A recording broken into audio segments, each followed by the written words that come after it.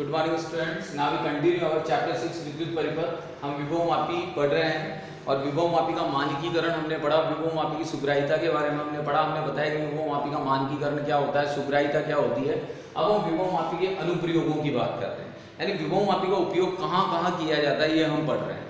उसमें सबसे पहले हम पढ़ रहे हैं प्राथमिक सेल के आंतरिक प्रतिरोध ज्ञात करना। विभव मापी की सहायता से किसी भी प्राथमिक सेल का आंतरिक प्रतिरोध ज्ञात करना। मैं पहले कई बार बता चुका हूं कि जहां भी विभव मापी का जिक्र आता है तो उस विभव मापी के अंदर हमें दो तरह के परिपथों पर ध्यान देना है, प्राथमिक परिपथ और द्वितीयक परिपथ। प्राथमिक परिपथ निश्चित है, वही तीन अवयवों से मिलकर जो बनेगा, जिसके अंदर धारा नियंत्रक, कुंजी और बैटरी काम में आएगी। तीनों श्रेणी क्रम में जुड़े हुए होंगे। सेकेंडरी परिपथ में हमें उस अवयव को लेना है जिसका मापन हमें करना है। जैसे यहाँ पर हमें प्राथमिक सेल का आंतरिक प्रतिरोध ज्ञात करना है तो उसे हम सेकेंडरी सर्किट में काम में लेंगे। तो सबसे पहले मैं परिपथ संयोजन बताता हूँ आपको। तो परिपथ संयोजन में सबसे पहले यहाँ पर एक सेल हम जोड़ते हैं। इस सेल का विद्युत वाहक बल है एप्सिलॉन। इस सेल के साथ में एक कुंजी जोड़ते हैं। ये कुंजी है आपकी K1। इसके साथ एक धारा नियंत्रक जोड़ देते हैं। ये धारा नियंत्रक है आपका RH, ओके। और यहां से इस धारा नियंत्रक को हम विभव मापी के तार से जोड़ देते हैं, जिसे हम कहते हैं AB। तो ये आपके विभव मापी का हो गया प्राथमिक परिपथ। ये क्या कहलाता है आपका प्राथमिक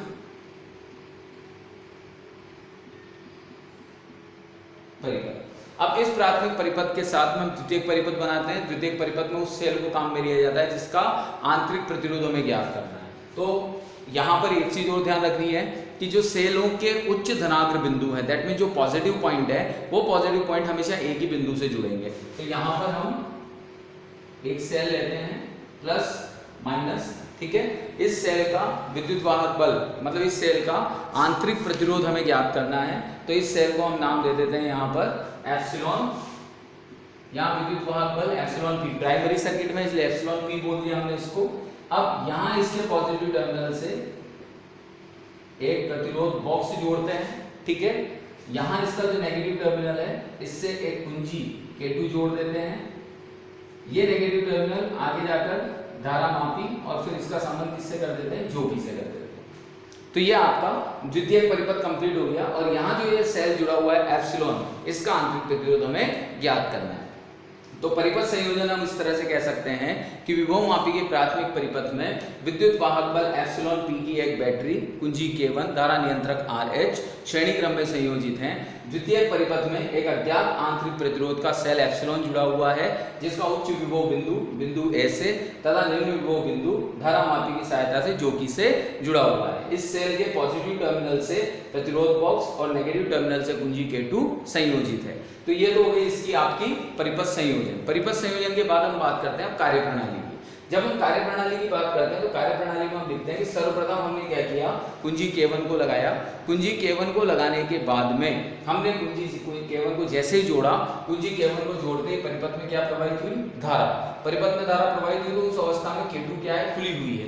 K2 खुली हुई है तो ये वाला भाग आपका ओपन सर्किट में है, ये वाला भाग काम में नहीं आ रहा है। तो जैसे करंट फ्लो हुआ, करंट फ्लो होने पर हमने इस जोकी को इस तार के ऊपर स्लाइड करना स्टार्ट किया। तार के ऊपर स्लाइड करना स्टार्ट किया तो इस सेल के लिए यहां पर मुझे क्या मिली, संतुलन लंबाई, क्योंकि ये सेल तो सर्किट में है, ठीक है ना। तो यहां से तो हमें करंट मिला। करंट मिलने पर क्या किया, जोगी को तार AB पर स्लाइड किया। तार AB पर स्लाइड किया तो धारा मापी में क्या आया, विक्षेप। कब तक स्लाइड करेंगे, जब तक कि विक्षेप शून्य नहीं आ जाता। वो विक्षेप किसके लिए आ रहा है, वो विक्षेप इस सेल एप्सिलॉन के लिए आ रहा है, ठीक है। तो यहां से हम ये कहते हैं कि सबसे पहले हमने जब इस जोगी को स्लाइड किया तो हमें संतुलन लंबाई प्राप्त हुई। हमने माना कि L1 लंबाई पर आकर इस धारा मापी में विक्षेप शून्य प्राप्त हुआ। तो यहाँ पर विभव मापी के सिद्धांत से क्या होता है, एप्सिलॉन इक्वल्स टू XL1। ये आपकी फर्स्ट इक्वेशन आ गई, ठीक है।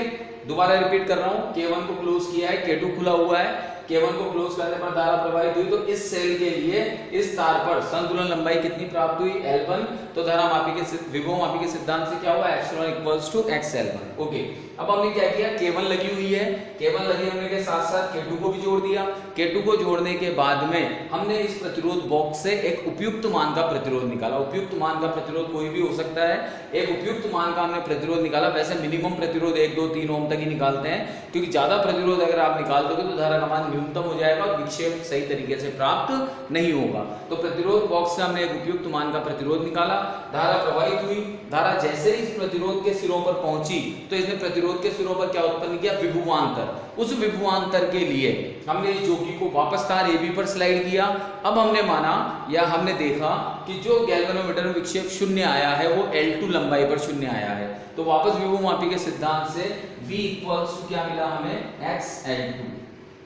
यह हमें ज्ञात हो गया यहाँ पर, ठीक है। अब ये कौन सी पोजीशन है सेल की, ये पोजीशन है अनावेशन की, डिस्चार्जिंग की, क्योंकि सेल धारा प्रवाह कर रहा है तो डिस्चार्ज हो रहा है। डिस्चार्ज की कंडीशन क्या होती है, हम लोग पहले पढ़ चुके हैं, V equals to epsilon minus IR। ये आपके डिस्चार्जिंग की कंडीशन होती है। तो यहाँ से IR को हमने इधर ले लिया, तो IR इक्वल्स टू गया आपका एप्सिलॉन माइनस V। मुझे आंतरिक प्रतिरोध का मान निकालना है, तो स्मॉल r इक्वल्स क्या हो गया आपका, epsilon minus V upon I। ठीक है। ओम का नियम क्या कहता है, ओम का नियम कहता है, ओम के नियम से I इक्वल्स टू क्या होगा आपका, V बाई R। तो small r equals to epsilon minus V upon V into R। तो ये आपका आंतरिक प्रतिरोध का फॉर्मूला है, ठीक है। या तो इस सिद्धांत, ये यहां से आंतरिक प्रतिरोध हम निकाल सकते हैं, आंतरिक प्रतिरोध इस फॉर्मूले में से निकाल सकते हैं, या फिर अब एप्सिलॉन और V की वैल्यू हम पुट करते हैं इस जगह पे। तो एप्सिलॉन की वैल्यू पुट की तो ये आ गया XL1, V की वैल्यू पुट की XL2 इनटू R। तो x से x कैंसिल हो जाएगा, तो R इक्वल्स क्या आ गया, L1 minus L2 upon L2 into R। ये आपके आंतरिक प्रतिरोध का फॉर्मूला आ गया। यानी आपने यहाँ पर जो प्राथमिक सेल जोड़ रखा था, उस प्राथमिक सेल का आंतरिक प्रतिरोध आपने विभव मापी की सहायता से ज्ञात कर लिया। तो बहुत सिंपल प्रोसीजर है और यही आपके प्रैक्टिकल के अंदर भी काम में आता है। ओके, अब इसका दूसरा अनुप्रयोग जो है, वो दूसरा अनुप्रयोग है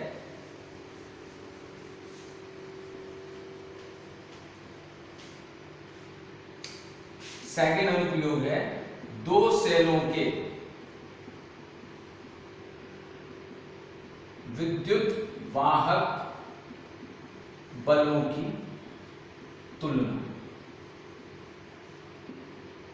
तो अब दो सेलों के विद्युत वाहक बलों की हमें तुलना करनी है। वापस वही चीज कि भाई दो सेल हमें अज्ञात विद्युत वाहक बल के दिए जाएंगे, जिनकी तुलना हमें करनी है किसकी सहायता से, विभव मापी की सहायता से।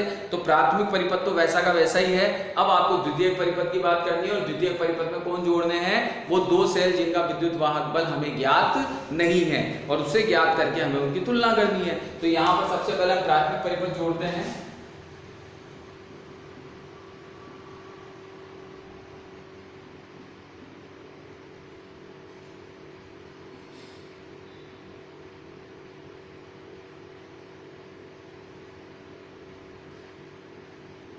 ये आपका है प्राथमिक परिपथ। तो ये तो फिक्स रहेगा, ये हमेशा ध्यान रखिएगा, प्राथमिक परिपथ हमेशा फिक्स रहेगा, इसमें कोई दिमाग ही नहीं लगाना है। अब द्वितीयक परिपथ की बात कर रहे हैं, तो द्वितीयक परिपथ में वो दो सेल जोड़ने हैं जिनका विद्युत वाहक बल हमें ज्ञात करना है। तो यहाँ देखिएगा, और दोनों सेलों के जो उच्च धनात्मक बिंदु है वो A से जुड़ेंगे। तो यहाँ पर एक सेल,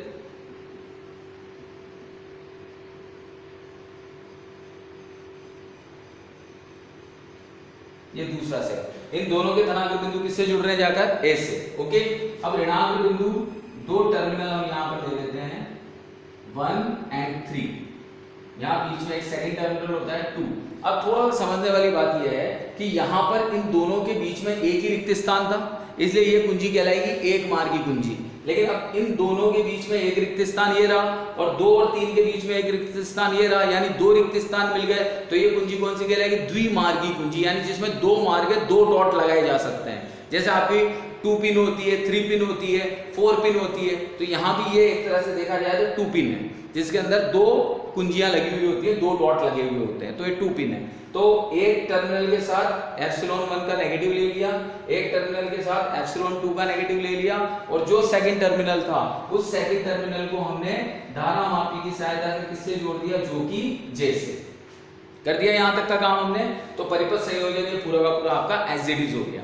अब हमने क्या किया, देखिए सबसे पहले यहाँ सर्किट कनेक्टेड है, K1 को जोड़ दिया, और K1 और K2 को जोड़ने के बाद में यहाँ 1 और 2 को भी कनेक्ट कर दिया। तो 1 और 2 को हमने इस तरह से कनेक्ट कर दिया, या 1 और 2 के बीच में डॉट लगा दिया। अब 1 और 2 के बीच में जब आपने डॉट लगाई तो क्या देखा कि ये ε1 परिपथ में आ गया। ε2 तो परिपथ से टूटा हुआ है, क्योंकि यहाँ तो कोई कनेक्शन ही नहीं है। 1 और 2 के बीच में जैसे ही तुमने डॉट लगाई, 1 और 2 के बीच में डॉट लगाते ही ये एप्सिलॉन विद्युत वाहक बल का सेल परिपथ में आ गया, और जैसे ये परिपथ में आया, इस जोकी को तुमने इस विभवमापी के तार पर स्लाइड करना स्टार्ट कर दिया। हमने माना कि जब आपने इसको विभवमापी के तार पर स्लाइड किया तो स्लाइड करने पर संतुलन लंबाई हमें मिली L1। किसके लिए मिली, ε1 विद्युत वाहक बल के लिए। तो विभवमापी के सिद्धांत से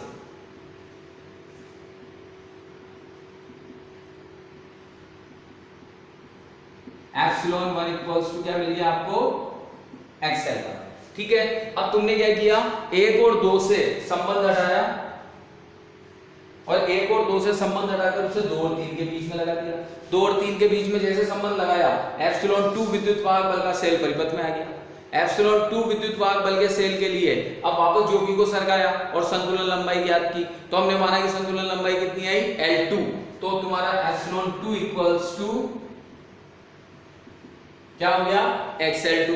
तो ε1 तो आ गया XL1, ε2 आ गया XL2। अब तुलना कैसे करते हैं, डिवाइड करके, तो 1 में 2 का भाग दे दिया। तो 1 में 2 का भाग देने पर हमें क्या मिला, ε1 bye ε2 equals to L1 bye L2, यानी सेलों के विद्युत वाहक बलों का अनुपात उनकी संतुलन लंबाइयों के अनुपात के बराबर होता है। तो इस तरह से विभवमापी का जो सेकंड अनुप्रयोग था, उसमें विभवमापी की सहायता से हमने सेलों के विद्युत वाहक बलों की तुलना कर दी। ओके, अब जो इसका तीसरा और आखिरी अनुप्रयोग है विभवमापी का, वो है आपका अल्प प्रतिरोध ज्ञात करना। विभवमापी की सहायता से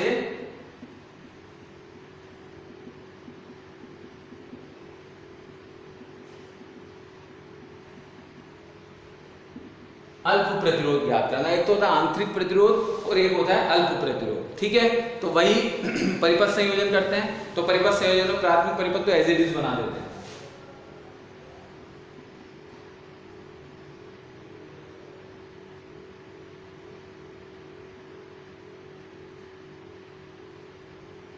ये प्राथमिक परिपथ हमने एज इट इज बना दिया। ठीक है, ये एप्सिलॉन विद्युत वाहक बल का बैटरी है, ये K1 कुंजी है, और RH क्या है तुम्हारा, धारा नियंत्रक। ठीक, अब द्वितीय परिपथ के अंदर हमने क्या क्या जोड़ा समझिएगा। हमने यहां पर एक प्रतिरोध जोड़ा कैपिटल R, एक न्यून प्रतिरोध स्मॉल r हमने यहां पर कनेक्ट किया। ठीक है, इसके साथ में हमने संबंध कर दिया इसका RH2, एक और धारा नियंत्रक हमने यहाँ पर कंप्लीट किया। ठीक है, R और कैपिटल R का संबंध यहाँ पर द्विमार्गी कुंजी के टर्मिनल 1 से कर दिया।